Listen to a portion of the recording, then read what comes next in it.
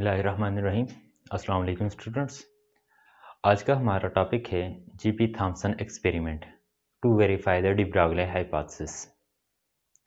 पहले हम shortly discuss करेंगे डी ब्रॉगली हाइपोथेसिस क्या है और उसका बाद में हम एक्सपेरिमेंटल प्रूफ देखेंगे। पिछले जो हमने टॉपिक किए थे वहाँ पर हमने एक टॉपिक किया था डेविसन एंड जर्मर एक्सपेरिमेंट और दूसरा ब्रैग्स लॉ। ये Bragg's law and Davisson Germer experiment जो थे ये दोनों एक्सपेरिमेंटल कंफर्मेशन है डी ब्रॉगली हाइपोथेसिस की। तो चलें डिस्कस करते हैं डी ब्रॉगली हाइपोथेसिस क्या है। लुइस विक्टर डी ब्रॉगली ने ये कहा था जब भी कोई मटेरियल पार्टिकल मूव करता है तो उसका बिहेवियर डुअल बिहेवियर होता है। First one is wave behaviour and second one is particle behaviour. जब मटेरियल पार्टिकल है तो उसने इस बिना पर कहा था कि जब इलेक्ट्रोमैग्नेटिक रेडिएशंस का डुअल बिहेवियर हो सकता है तो फिर कौन सा डुअल, एक लाइट बिहेवियर है वेव बिहेवियर और दूसरा उसका पार्टिकल बिहेवियर था। तो लुइस विक्टर डी ब्रॉगली ने ये कहा था कि जब कोई मटेरियल पार्टिकल मूव करेगा तो उसका भी बिहेवियर फिर पार्टिकल बिहेवियर भी होगा, वेव बिहेवियर भी होगा। इसी बात को डेविसन जर्मर एक्सपेरिमेंट में कंफर्म किया गया। डी ब्रॉगली हाइपोथेसिस ये है lambda is equal to h over p. P यहाँ पर जो हमारे पास है lambda is equal to H divided by p के लिए हम एम वी पुट करेंगे। M mass of a particle, जो पार्टिकल मूव कर रहा है, और v इस पार्टिकल की वेलोसिटी होगी। अब m mass of the particle है, पार्टिकल मूव करता है, इट्स मींस दैट उस पार्टिकल के साथ यहाँ पर लैम्डा आ रहा है तो वेवलेंथ एसोसिएटेड है। यही चीज़ हमने वेरीफाई भी की थी। कहाँ पर वेरीफाई की थी? डेविसन जर्मर एक्सपेरिमेंट में, ब्रैग्स लॉ में हमने ये चीज़ वेरीफाई की थी कि वहाँ पर पार्टिकल की हमारे पास कुछ वेवलेंथ आ रही थी। तो इट्स मीन्स दैट कि पार्टिकल मूव कर रहा था, चाहे उसके पास लार्ज वेवलेंथ है या स्मॉल वेवलेंथ है, वेवलेंथ पार्टिकल के साथ थी। तो इसका मतलब पार्टिकल के बिहेवियर वेव बिहेवियर, वेवलेंथ है तो वहाँ पर वेव का बिहेवियर आएगा। चलें यहाँ पर अब जीपी थॉम्सन एक्सपेरिमेंट की तरफ आते हैं। जीपी थॉम्सन एक्सपेरिमेंट की तरफ जाने से पहले एक छोटी सी चीज़ हम समझेंगे और वो है डायफ्रैक्शंस। यहाँ पर हम डायफ्रैक्शंस को समझते हैं कि डायफ्रैक्शंस क्या है। डायफ्रैक्शंस की जब हम बात करते हैं या डिफाइन करते हैं तो डायफ्रैक्शंस को कुछ इस तरीके से हम डिफाइन करते हैं।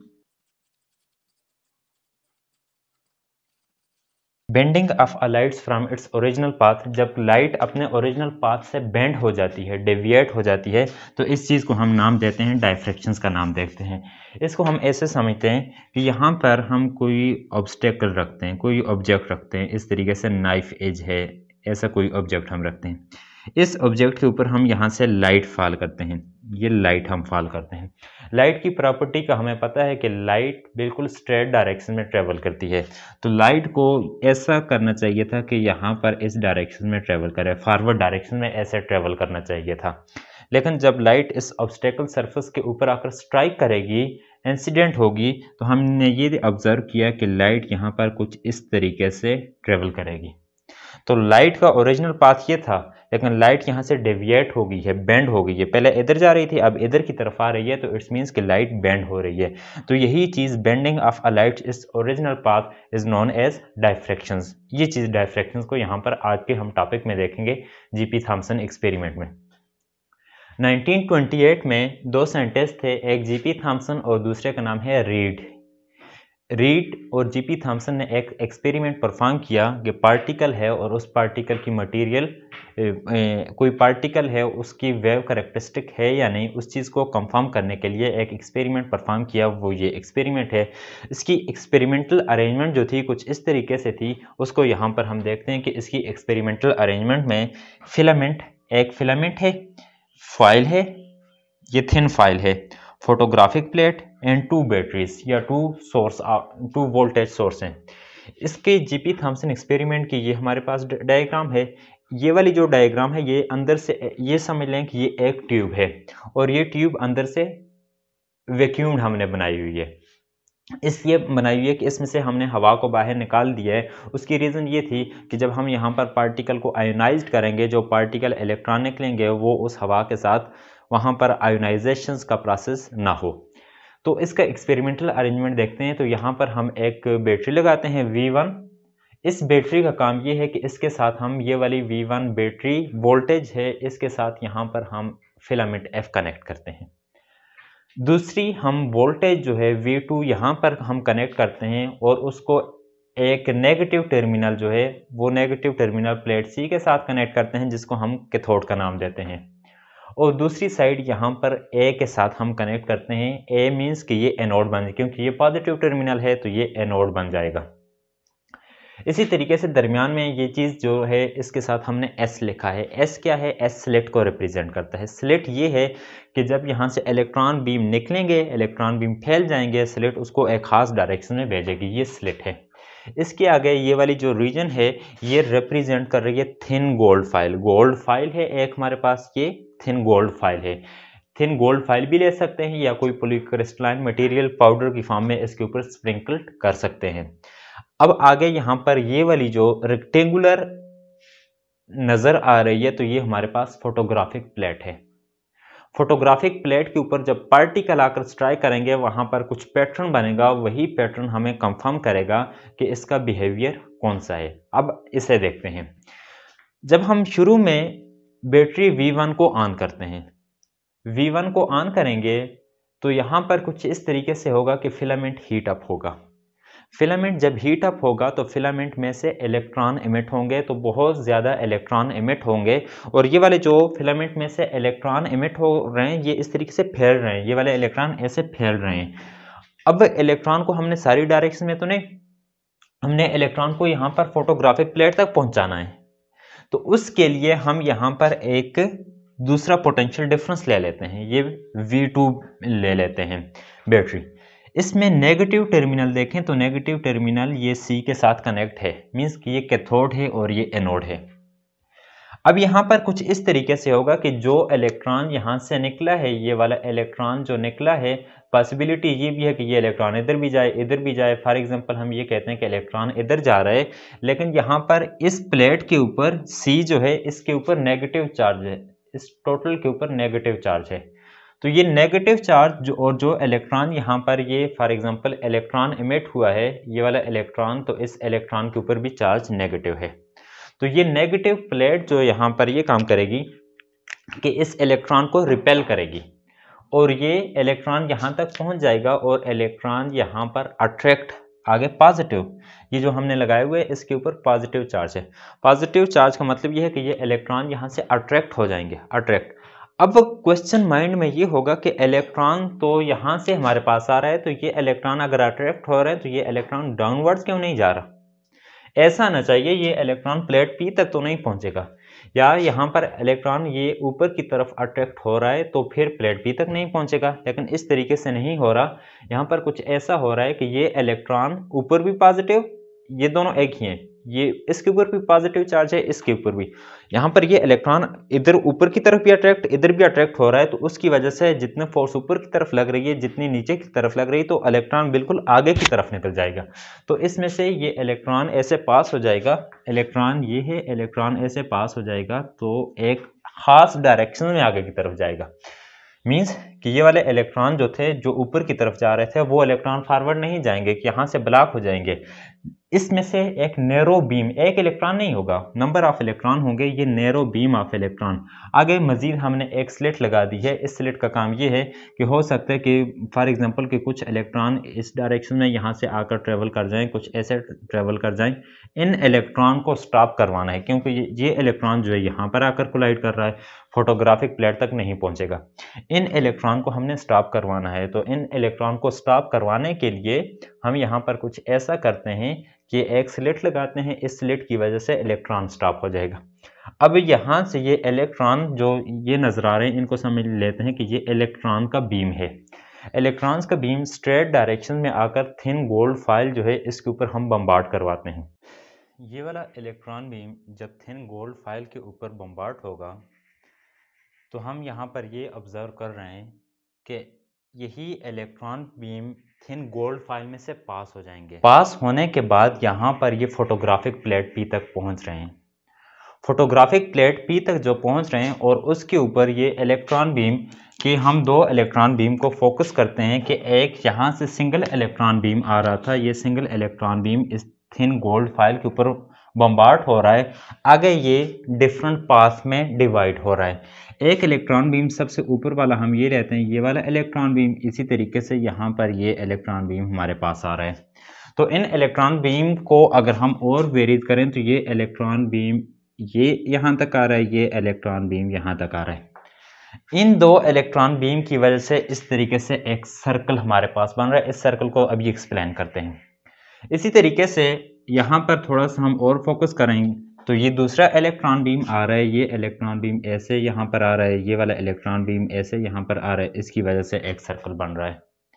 तो ये जितने भी सर्कल बन रहे हैं, ये सर्कल कुछ हमारे पास इस तरीके से बन रहे हैं कि ये इलेक्ट्रॉन बीम जो हम कहते हैं, यहाँ से सिंगल इलेक्ट्रॉन बीम आ रहा है, आगे ये थिन गोल्ड फाइल है, इस थिन गोल्ड फाइल पर इलेक्ट्रॉन बीम का पाथ तो ये होना चाहिए था, लेकिन स्ट्राइक करने के बाद ये इलेक्ट्रॉन बीम जहाँ यहाँ से कुछ इस तरीके से ट्रेवल करता है, मींस डायफ्रैक्ट होता है। अभी जो हमने डायफ्रैक्शंस की बात की थी तो ये डायफ्रैक्ट हो जाता है। तो यहाँ पर अभी हम डायफ्रैक्शंस को इसके पैटर्न से देखेंगे। दूसरा इलेक्ट्रॉन बीम ऐसे चला जाता है। यहाँ पर ये जो हमने बनाई हुई है फोटोग्राफिक प्लेट, इस रीजन को हम एक्सप्लेन कर रहे हैं, ये वाली रीजन। तो इस फोटोग्राफिक प्लेट के ऊपर जो पैटर्न बन रहा है वो पैटर्न हमें कुछ इस तरीके से सर्कुलर पैटर्न नजर आ रहा है। इसी तरीके से यहाँ पर दूसरा इलेक्ट्रॉन बीम ऐसे आ रहा है, ये वाला इलेक्ट्रॉन बीम ऐसे आ रहा है, तो यहाँ पर कुछ इस तरीके से बहुत सारे कुछ सर्कल फॉर्म हो रहे हैं। ये ऑब्जर्व किया गया कि यहाँ पर ये इलेक्ट्रॉन बीम की वजह से ये सर्कल बन रहा है। यहाँ पर ये वाला जो शेडेड आप लोगों को नजर आ रहा है, तो ये वाला सर्कल जो है ये डार्क, उसके बाद दूसरा जो है ये bright, dark bright, dark bright. इसका कुछ मतलब ऐसा है कि यहाँ पर ये वाली जो फ्रिंजेस बन रही हैं ये डार्क फ्रिंजेस हैं, उसके बाद यहाँ पर ये डार्क के बाद bright fringes, dark fringes, bright fringes, dark and bright fringes, इस तरीके से कुछ फ्रिंजेस।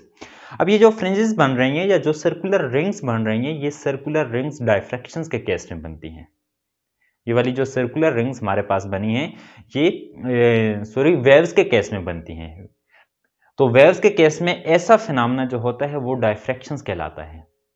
हमें पता है कि जब वेव की वजह से डायफ्रैक्शंस का फिनोमेना हो रहा होता है तो यहाँ पर हम एक्चुअली पार्टिकल को बम्बार्ड करते हैं। ये पार्टिकल्स हैं, ये इलेक्ट्रॉन्स हैं, और इन इलेक्ट्रॉन की वजह से यहाँ पर सर्कुलर रिंग्स बन रही हैं या सर्कुलर रिंग्स बन रही हैं, और जो पैटर्न बन रहा है ये डायफ्रैक्शंस का पैटर्न बन रहा है। इट्स मीन्स दैट कि ये जो पार्टिकल यहाँ से आ रहे थे, इन पार्टिकल का बिहेवियर वेव बिहेवियर है। जब इन पार्टिकल का बिहेवियर वेव बिहेवियर है तो यही चीज़ हमने वेरीफाइड करनी थी। डिब्राय ने ये कहा था जब कोई मटेरियल पार्टिकल मूव करता है तो उसके साथ वेवलेंथ एसोसिएटेड होती है।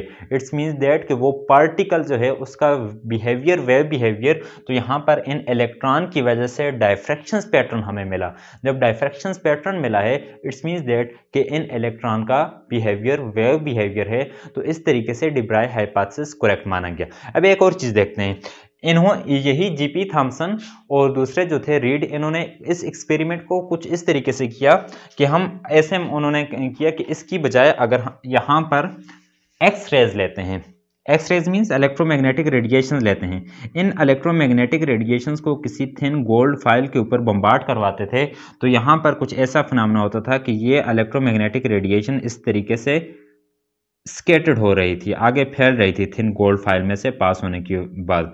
तो अब यहाँ पर जो पैटर्न बन रहा था इलेक्ट्रोमैग्नेटिक रेडिएशंस की वजह से, तो ये वाला जो पैटर्न बन रहा है ये इलेक्ट्रोमैग्नेटिक रेडिएशंस की वजह से बन रहा है, और ये वाला पैटर्न जो बन रहा है ये इलेक्ट्रॉन की वजह से बन रहा है, पार्टिकल की वजह से बन रहा है। तो इलेक्ट्रोमैग्नेटिक रेडिएशन से जो पैटर्न बन रहा है वो भी डायफ्रैक्शन पैटर्न, और इलेक्ट्रॉन की वजह से जो पैटर्न यहाँ पर फॉर्म्ड हो रहा है, प्रोड्यूस हो रहा है, वो भी डायफ्रैक्शंस पैटर्न फॉर्म्ड हो रहा है। मींस कि यहाँ पर भी bright fringes, dark fringes, bright dark, ये फ्रिंजेस कब बनती हैं कि जहाँ पर ये वेव्स हमारे पास जाकर इंटरफेरेंस का फिनोमेना, तो इंटरफेरेंस वेव्स के केस में होता है। तो इलेक्ट्रोमैग्नेटिक रेडिएशंस शो कर रही हैं डायफ्रैक्शंस को, तो इसी तरीके से यहाँ पर पार्टिकल जो है, पार्टिकल की भी डायफ्रैक्शंस को शो कर रहा है। इलेक्ट्रोमैग्नेटिक रेडिएशंस कर रही हैं तो इलेक्ट्रोमैग्नेटिक रेडिएशंस का बिहेवियर तो वेव बिहेवियर है। तो फिर डायफ्रैक्शन का फिनोमेना शो हो रहा है, तो पार्टिकल की वजह से यहाँ पर डायफ्रैक्शन शो हो रही है। इट्स मीन्स दैट कि यहाँ पर पार्टिकल जो है इसका बिहेवियर वेव बिहेवियर है। तो इसी तरीके से रीड और जीपी थॉम्सन ने सक्सेसफुली इस एक्सपेरिमेंट को वेरीफाइड कर दिया कि डिब्राय हाइपोथेसिस जो हमने कहा था lambda is equal to H divided by P, जब कोई मटेरियल पार्टिकल मूव करता है तो उसके साथ वेवलेंथ एसोसिएटेड होती है। तो यहाँ से आज हमें कंफर्म हो गया कि उसका बिहेवियर जो होता है वो वेव बिहेवियर। हमने तीन तरह से, एक डेविसन जर्मर से, दूसरा जीपी थॉम्सन से और ब्रेग्स लॉ से हमने इसको वेरीफाइड किया कि डिब्राय हाइपोथेसिस में पार्टिकल की डुअल नेचर और उसकी कंडीशंस के जब कोई पार्टिकल मूव कर रहा होता है। और स्टूडेंट्स इसमें एक चीज़ हम देखते हैं कि ये जो वेव्स होती हैं, ये वेव्स के पार्टिकल ये मूव्स कर रहा है, ये पार्टिकल्स मूव करता है। इस पार्टिकल की तो वेलोसिटी कुछ सर्टेन वेलोसिटी होगी, ऑर्डिनरी वेलोसिटी हम इसको कहते हैं कि पार्टिकल की इतनी वेलोसिटी है। लेकिन इसके साथ जो वेव एसोसिएट होती है, फॉर एग्जांपल कि पार्टिकल की वेलोसिटी v है और जो इस पार्टिकल के साथ वेव ट्रेवल करती है उसकी वेलोसिटी अगर हम फाइंड करें तो उसकी वेलोसिटी को हम ये कहते हैं कि इसके लिए कुछ इस तरीके से हम कहते हैं, हमें पता है कि पार्टिकल वेलोसिटी हम फाइंड करते हैं तो ये कहते हैं कि पार्टिकल एक मूव करता है और इस पार्टिकल की वेलोसिटी v है। पार्टिकल का बिहेवियर वेव बिहेवियर है और जब पार्टिकल ट्रेवल करता है तो उसके साथ वेव भी ट्रेवल करती है। तो वेव वेलोसिटी जो होगी उसको हम ओमेगा से रिप्रेजेंट करते हैं कि ओमेगा। हमें फार्मूले का पता है कि as we know that v is equal to F lambda, लेकिन यहाँ पर हम वेव की वेलोसिटी, तो वेव के लिए हम रिप्रेजेंट करते हैं omega is equal to F into lambda. ये इसकी वैल्यू हम फाइंड करते हैं, इसको इक्वेशंस 1 का नाम देते हैं, बहुत ईजी है। As we know that from de Broglie hypothesis lambda is equal to h divided by p or h divided by mv। ये जो लैम्डा की वैल्यू है ऊपर इस इक्वेशन में पुट करें, omega is equal to F into ये वाली वैल्यू पुट करें तो h इंटू एम वी, इसको नाम दें इक्वेशंस 2 का। ये हमारे पास इक्वेशंस 2 बन जाएगी, ओमेगा की वैल्यू आ जाएगी।